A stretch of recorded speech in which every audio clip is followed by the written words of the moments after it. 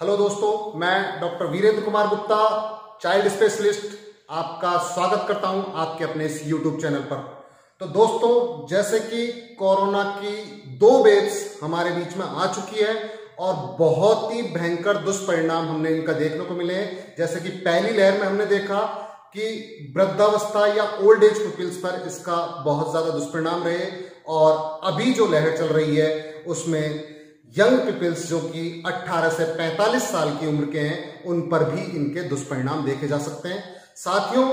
मैं ये कहना चाहूंगा कि जो पहली लहर थी उससे दूसरी लहर में बच्चों पर इसके दुष्परिणाम अधिक प्रतिशत में देखे गए हैं, और साइंटिस्ट और चिकित्सकों का यह मानना है कि अगर कोरोना की तीसरी लहर, जिसके के आने की पूर्ण संभावना है, और यदि आई तो उसके दुष्परिणाम जिसे मैं कहूंगा बच्चों पर देखने को मिलेंगे, और वो अगर देखने को मिले तो बहुत ही भयंकर हमारे साथ परेशानियों का सामना हमें करना पड़ सकता है। तो साथियों, इन दुष्परिणामों से बचने के लिए मैं ये चाहूंगा कि आप इस लहर को यहीं पर ब्रेक कर दें, यहीं पर इस चैन को तोड़ दें, या फिर अगर कुछ ऐसा है तो उसको रोकें और रोककर हम आगे इस लहर को नहीं आने दें। या फिर अगर आ भी रही है तो आप अपने बच्चों को किस तरह से इससे बचाएं, इसी को लेकर हमने आज अपना ये वीडियो बनाया है, जिसका टॉपिक है कि how to save your child from corona virus या कोविड-19। तो साथियों, अगर आपने हमारा ये चैनल अभी तक सब्सक्राइब नहीं किया है तो सब्सक्राइब कर लें और बेल आइकन को प्रेस कर लें, ताकि आपको हमारे नोटिफिकेशन मिलते रहें। तो साथियों, सबसे पहले ये जानना जरूरी है कि बच्चों में इन्फेक्शन क्यों होता है। क्योंकि बच्चे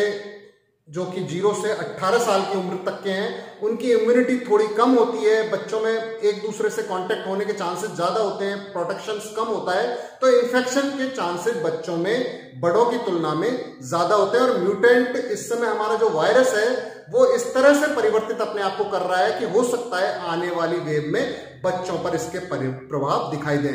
तो बच्चों में जो इन्फेक्शन है वो या तो पेरेंट्स या और रहने वाले घर में अदर मेंबर, जैसे ग्रैंड पेरेंट्स हैं, अंकल आंटी या बुआ चाचा वगैरह, कोई भी अगर साथ में रह रहे हैं तो उनसे ये इन्फेक्शन बच्चों को हो सकता है। साथ ही साथ बच्चों को इन्फेक्शन होने के खतरे एक बच्चे से दूसरे बच्चे में होते हैं, जो कि किसी स्कूल के थ्रू या फिर बच्चों में आउटडोर एक्टिविटीज होती हैं उनसे हो सकता है, या फिर बच्चे अगर अपने अड़ोसी पड़ोसी के यहाँ या फिर रिलेटिव्स के यहाँ दूसरे बच्चों से मिलते हैं तो भी बच्चे से बच्चे में इन्फेक्शन होने के खतरे हो सकते हैं। तो साथियों, इन सब से हमें किस प्रकार से बचना है, और यदि बच्चे को इन्फेक्शन हो गया है तो हमें क्या करना है, ये आगे आपको मैं बताने जा रहा हूं। तो साथियों, हम इसको किस तरह से बचा सकते हैं, इस इन्फेक्शन की कड़ी को किस तरह से तोड़ सकते हैं। सबसे पहला कार्य हमारी सरकार ने किया है, जो कि लॉकडाउन किया है, और लॉकडाउन इसका बहुत बड़ा हल है, जिसमें कि बच्चों के स्कूल पूरी तरह से प्रतिबंधित करके एक दूसरे से बच्चों को मिलने से रोकना। ये एक बहुत बड़ा चैन ब्रेकिंग सिस्टम है। दूसरा, हम बच्चों की एक्टिविटीज, जो आउटडोर एक्टिविटीज है, जिसमें कि हम अपनी ही सोसाइटी के दूसरे बच्चों के साथ खेलते हैं, या अड़ोसी पड़ोसी के बच्चों के साथ खेलते हैं, या फिर उन बच्चों के साथ जो हमारे रिलेटिव्स के बच्चे हैं, एक दूसरे के घर पर आ रहे जा रहे हैं, उनके साथ अगर खेलते हैं तो उससे फैल सकता है। तो साथियों, आप ये ध्यान रखें कि जब तक इस कोरोना से हमें डर है बहुत ज्यादा, या दूसरी तीसरी लहर का बच्चों पर आने का प्रभाव है, तब तक आप ध्यान रखें, कम से कम अपने पड़ोसी या अपनी सोसाइटी के बच्चों से भी अपने बच्चों को ध्यान रखें, बचा के रखें, और कोशिश रखें कि उनके साथ आउटडोर एक्टिविटीज या फिर उनके यहां जाना आना कम से कम रहे। साथियों, ये तो रही बच्चों से बच्चों को बचने की बात, लेकिन सबसे महत्वपूर्ण है जो बड़ों से बच्चों में इन्फेक्शन होने की संभावनाएं हैं, वो उसको बचाए किस तरह से जाए। और उसका सबसे महत्वपूर्ण है कि आप स्वयं उस इन्फेक्शन से बचें। और वो किस तरह से बच सकते हैं? आप बच सकते हैं सबसे महत्वपूर्ण फिजिकल एक्टिविटीज को या फिजिकल डिस्टेंसिंग को बनाए रखकर, जिसमें कि आप 2 गज की दूरी से ही बहुत ज्यादा जरूरी हो तो किसी से मिलें, और साथ में मास्क प्रॉपर लगाकर रखें, और अपने आप को सैनिटाइज करें, प्रॉपर सैनिटाइजेशन नियमों का पालन करें। दूसरा है, जो सरकार ने वैक्सीनेशन की मुहिम चलाई हुई है, उससे आप अपना वैक्सीनेशन जरूर करवा लें, और कोविन ऐप में रजिस्टर कराकर जल्द से जल्द आप अपना वैक्सीनेशन कराएं, ताकि आपकी प्रोटेक्शन हो सके और आपसे अपने बच्चे की प्रोटेक्शन हो सके। और तीसरा जो महत्वपूर्ण है वो ये है कि आप में यदि इन्फेक्शन के कोई भी सिम्टम्स जैसे बुखार,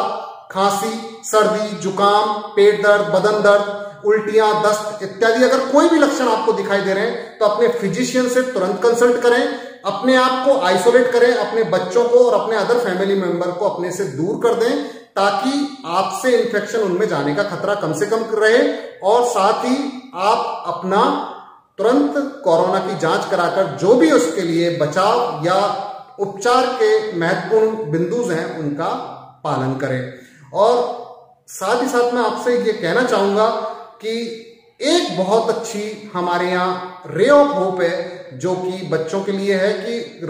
इंडियन गवर्नमेंट ने अभी वैक्सीनेशन ट्रायल बच्चों के ऊपर चालू कर दिए हैं और बहुत ही जल्द बच्चों में ये वैक्सीन आने की संभावना है, ताकि बच्चों को भी ये वैक्सीन लगाकर इससे प्रोटेक्शन दिलाई जा सके। साथियों, ये तो हुई बात प्रोटेक्शन की। मेरे पास बहुत सारे सवाल आते हैं कि बच्चों को क्या मेडिकेशन देनी चाहिए ताकि हम बच्चों को बचा सके। तो मेरा आपसे कहना, अभी तक कोई भी ऐसी प्रूव्ड मेडिकेशन या प्रूव्ड ऐसा कोई साइंटिफिक चीजें नहीं आई है जिससे कि बच्चों को बचाया जा सके।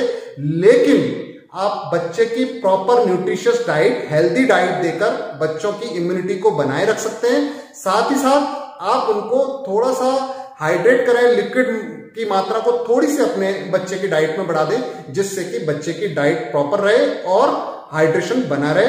दूसरी चीज, बच्चों को यदि कोई मेडिकेशन देनी है तो आप अपने नजदीकी पीडियाट्रिशियन की सलाह से, ताकि प्रॉपर डोज में और प्रॉपर मात्रा में एज और वेट के अनुसार वो चाहें तो मल्टीविटामिन, जिंक और विटामिन डी के सिरप या टैबलेट या सेशे फॉर्म में वो आपको दे सकते हैं। लेकिन अगर इन सब के बाद भी आपके बच्चों में किसी भी प्रकार के इन्फेक्शन के, कोरोना इन्फेक्शन के या कोविड इन्फेक्शन के लक्षण जैसे कि बुखार, खांसी, जुकाम, दस्त, उल्टी, शरीर पर कहीं पर दाने, चकत्ते इत्यादि अगर दिखाई देते हैं तो आप ध्यान रखें कि आप तुरंत अपने बच्चे को अन्य बच्चों से, अन्य फैमिली मेंबर से वो आइसोलेट करें बच्चे को, और फिजिशियन की या पीडियाट्रिशियन की सहायता से तुरंत बच्चे का उपचार कराएं। किसी भी तरह की लापरवाही इसमें आपके बच्चे के लिए जानलेवा हो सकती है। आप अपने अड़ोसी पड़ोसी के कहने पर या फिर जिनके कि बच्चे ठीक हो गए हैं उनकी सलाह से आप अपने बच्चे का इलाज नहीं करें या कोई दवा नहीं दें, क्योंकि ये आपके बच्चे के लिए जानलेवा हो सकती हैं। इसलिए आप कोई भी ट्रीटमेंट सिर्फ और सिर्फ पीडियाट्रिशियन या डॉक्टर्स की सलाह से ही लेवें। और अगर इन सब के बाद भी आपके